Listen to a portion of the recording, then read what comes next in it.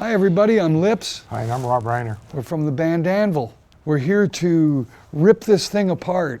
It's our new album, Pounding the Pavement. And it's out January 19th. We're here to criticize it and talk about it. And tell you really how good it really is. Ignorance and maybe more, the selfishness we all deplore. Everything is done for you, change your diapers when you do. The world become your biggest toy, nothing but a little boy. Throw a tantrum every day, all I have to say. Ego,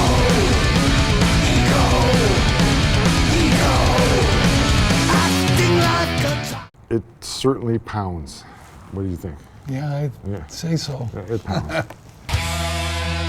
For all you who might not know who Anvil is, we are a Canadian band that's been around for 41 years. We've recorded 17 records. In recent times, we've become quite known for a very successful documentary movie called The Story of Anvil. Besides that, we're a real rock band and we kick real fucking ass. 40 years of going from place to place, setting up our equipment, playing all our music, giving it everything we got, go out and sell some CDs, t-shirts, pack it all up, go to the next place, do the same thing every day. That's Pounding the Pavement. We've been doing it for 40 years and we figured we might as well call an album that. It's kind of like, you know, the old vacuum cleaner salesman, except we're selling our own music. Every day I go in and do a demonstration, I put a bunch of dirt on your carpet and then I vacuum it up and try to sell you that vacuum, you know. This is a great vacuum. Not only is it a great vacuum, I'm a nice guy. You should buy it from me. Pounding the Pavement. Pounding the Pavement. We're actually quite intrigued with the artwork on there. You know, it's interesting because when we decided on the cover, we knew exactly what we wanted to do artistically. At first we were thinking of obviously the jackhammer thing, but then it suddenly occurred to me that a flying V would look really good. And there is an anvil right there. There are some real blind, totally inept idiots who think they look at the cover, how come you didn't put an anvil on it? And meanwhile a third of the cover is actually the anvil. It's right there, center face. So we've had a big laugh at them. The use of the vibrator on the beginning of I'm just doing what I want. I find that quite interesting.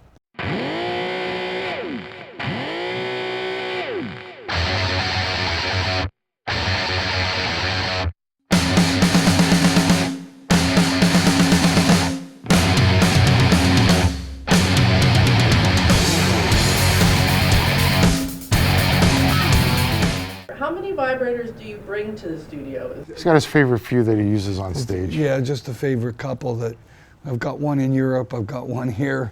But the thing about them that's important is... Brother B, okay. That was very important. I had to do that. It's 24 hours a day. Well, the album's full of gems. Let's just start with that. They're all gems. For me, myself, you know, I'm quite attracted to a track called World of Tomorrow. I like the hippie vibe to the entire track, you know, and it has a little bit of doomy Sabbath essence. In my humble opinion, the band captures that absolutely perfectly. Some of my favorite moments are like the opening track, Bitch in the Box. We used some vocal stuffs that we haven't used since our first album, which is kind of a nice thing. It's like something old is something new. Song warming up is swing jazz. We've been developing this swing jazz metal thing over the last bunch of years within our style and our sound. Many fans are actually gravitating to it.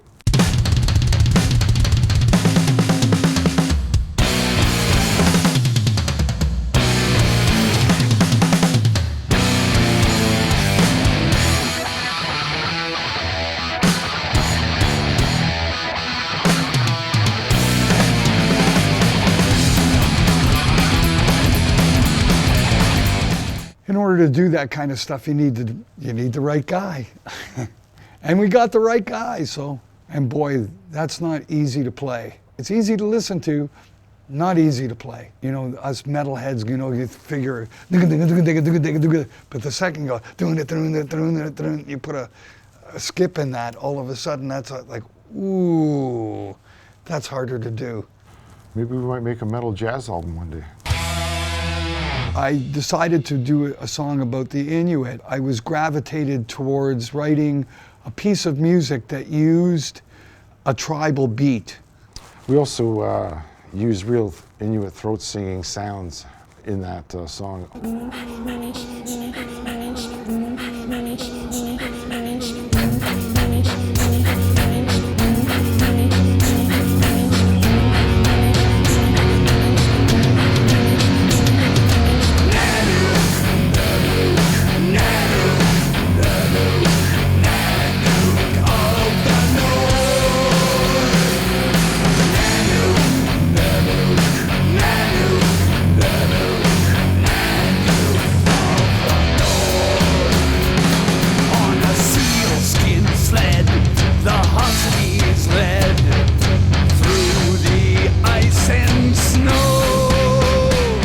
Lyrically, we just tried to do something out of the box and different. Want to bring focus to something that's not maybe focused enough.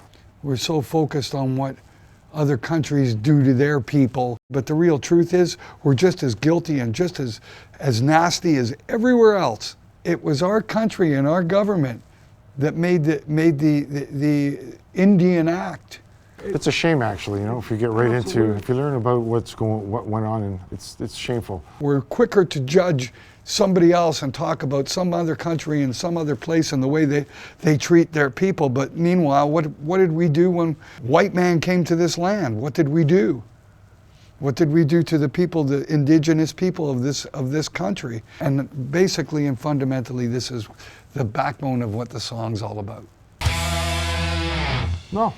No regrets at all. No, there's no real regrets. All the songs that were written were recorded. There is really no such thing as bonus tracks, even though it's listed that way. All the songs are part of the album. The record labels like to just record classify labels and like song. they like to have different territories, like to have different aspects to their release. So they put bonus track there, but it's not really a bonus track in the sense that we didn't like the song or it wasn't any good. It was all part of the whole record.